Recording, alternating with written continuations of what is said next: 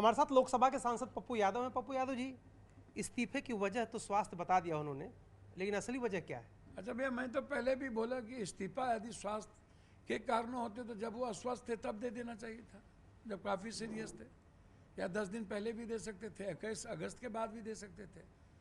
पहले दिन ही इस्तीफा और स्वास्थ्य का कारण, ये तो हो ही नहीं सकता, क्योंकि जिन पदों पर हैं वहाँ ज़्यादा सुविधा उन्हें मिलती स्वास्थ्य के लिए।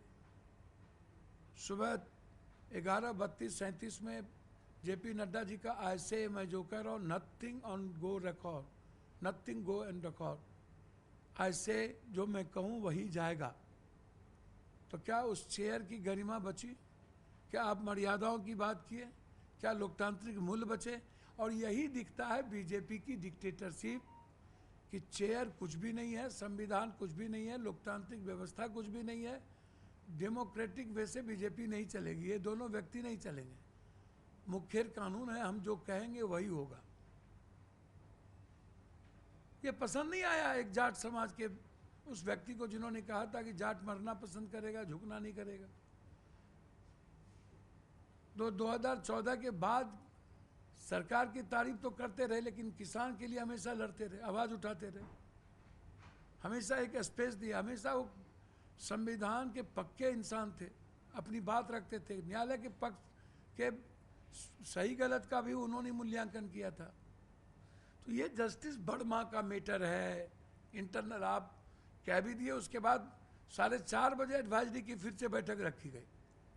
तो ऐसा 1 से 4 के बीच में कौन सा तूफान मच गया कि नड्डा जी और किरण रिजिजू मीटिंग में नहीं गए, एडवाइजरी मीटिंग में नहीं गए? क्या हो गया? उसके बावजूद आप कह रहे हैं कि वो चेयर पे बैठने की जरूरत है। आपको लग रहा है कि जेपी नड्डा के ये कह देने से कि कोई रिकॉर्ड पे बात नहीं जाएगी, जो मैं कह रहा हूं वही रिकॉर्ड पे जाएगी, ये ट्रिगर करके उन्होंने इस्तीफा दे दिया? एक बात बताइए, इतना बड़ा ये छोटी बात है क्या?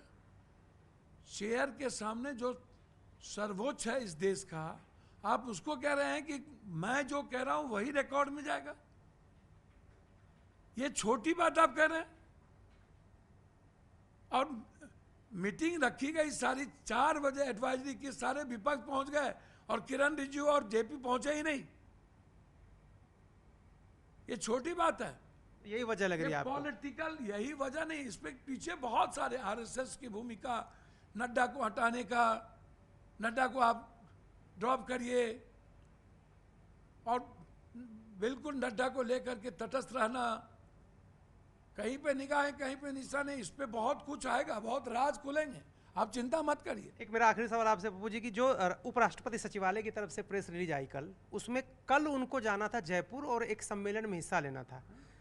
चेयर पर वो बैठे, वो बिजनेस एडवाइजरी कमेटी की बैठक में आए, वो 6 बजे तक विपक्ष के नेताओं से मिलते रहे। जितने लोगों से हमने बात की, लोग कह रहे हैं कि स्वस्थ तो दिख रहे थे, वो खुश दिख रहे थे, स्वस्थ दिख रहे थे। भैया ये तो चेयर पर भी देखिए ना, वो स्वस्थ थे या नहीं थे। भैया इतना बड़ा अपमान तो आजाद हिंदुस्तान में कभी चेयर का हुआ ही नहीं। ये आज तक नहीं हुआ कि एडवाइजरी की बैठक में कोई सत्ता पक्ष ना जाए, ये पहली बार। इतनी बड़ी घटना, ये घटना नहीं, दुर्घटना नहीं है, ये घटना करवाई गई है।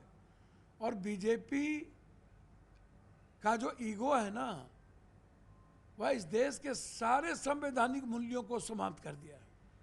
पप्पू यादव 2 घटनाओं की तरफ इशारा कर रहे हैं। पहला यह है कि जब जेपी नड्डा ने कहा कि किसी का बोला हुआ रिकॉर्ड पे नहीं जाएगा, जो मैं बोल रहा हूं वो रिकॉर्ड पे जाएगा, इस बात से उपराष्ट्रपति आहत हुए। और दूसरी बात, बिजनेस एडवाइजरी कमेटी में किसी भी सरकारी पक्ष के द्वारा पार्टिसिपेट न करना, इसलिए उन्होंने इस्तीफा दिया है।